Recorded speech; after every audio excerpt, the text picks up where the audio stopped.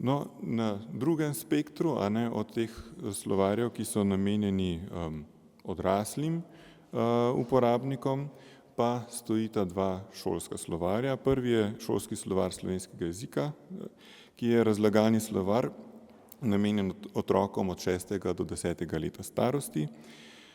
Letošnja publikacija vključuje 502 slovarska sestavka in prinaša nov nabor aktualnega besedja za najmlajše uporabnike. Gre seveda za besede knjižnega jezika in besedne zveze seveda. Gradivsko pa se slovar opira na jezikovno rabo v korpusu šolskih besedil slovenskega jezika, ki je načrtno sestavljen tako, da zajema učbeniška besedila, otroško literaturo izbranih avtorjev in gradivo šolskih spisov.